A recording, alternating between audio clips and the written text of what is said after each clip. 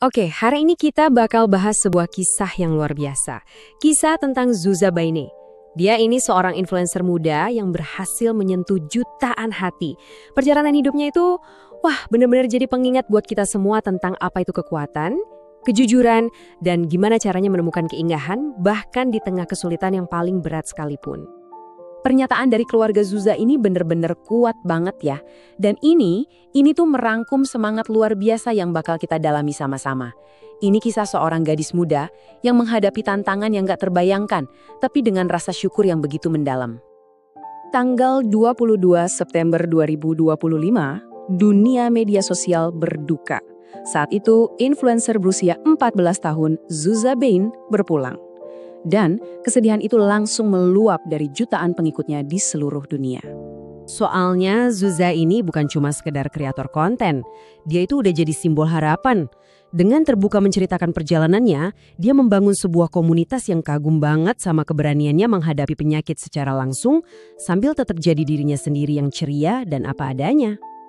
Nah, untuk benar-benar paham separah apa perjuangannya, kita perlu mundur sedikit ke awal. Perjuangan Zuza melawan kanker itu nggak dimulai pas dia remaja, tapi justru pas dia masih balita. Dan ini membentuk hampir seluruh hidupnya. Perjalanannya itu panjang dan berat banget. Coba bayangin didiagnosis di umur 3 tahun dan menghabiskan 11 tahun berikutnya dalam pertarungan yang terus-menerus. Keputusannya buat mulai berbagi cerita di umur 8 tahun, jadi momen yang penting banget. Karena dari situ dunia bisa melihat langsung perjuangannya dari dekat. Jadi apa sih sebenarnya yang dilawan Zuza? AML atau leukemia myeloid akut itu adalah bentuk kanker yang agresif. Dimulainya itu di pabrik sel darah tubuh kita, yaitu sumsum tulang, dan menyebarnya cepat banget. Dengan tahu ini, kita jadi sedikit kebayang ya realita medis yang harus dia hadapi setiap harinya. Dan skala perjuangannya ini, wow, luar biasa. Dia itu bukan cuma pejuang biasa, tapi pejuang yang super gigih. Bayangin deh, bisa selamat dari kanker sampai 5 kali. Terus dia juga menjalani 3 kali transplantasi sumsum tulang.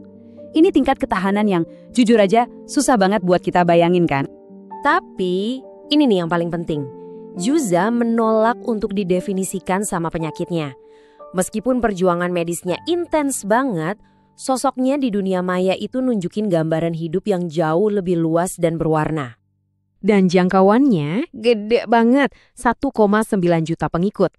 Dia membangun platform ini bukan cuma buat meningkatkan kesadaran aja, tapi buat bener-bener terhubung dengan orang lain secara tulus. Nah, jenis-jenis kontennya ini nunjukin semuanya. Di sela-sela update tentang perawatannya, dia bikin video Get Ready With Me, tutorial skincare, video haul, bahkan video joget-joget. Ini semua nunjukin keinginannya yang mendalam buat ngerasain hidup layaknya remaja normal. Untuk nemuin kebahagiaan dalam hal-hal yang sering kita anggap sepele. Dia juga jadi bagian dari komunitas yang lebih besar loh. Sebagai anggota The Glow House, dia sering kolaborasi dan terhubung dengan influencer muda lainnya yang makin memperkuat perannya sebagai figur yang aktif dan terlibat di dunia kreator. Dan ini membawa kita ke inti dari pesannya Zuza, sebuah kontras yang paling kuat dan menginspirasi. Kemampuannya menemukan rasa syukur yang dalam banget di tengah penderitaan yang luar biasa. Di hari-hari terakhirnya, Zuza jujur banget soal rasa sakit yang dia rasakan. Postingan kayak gini nunjukin realita yang berat dari perjuangannya. Dia nggak menyembunyikan penderitaannya, dia malah membagikannya. Dan itu justru bikin pesannya tentang rasa syukur jadi jauh lebih kuat.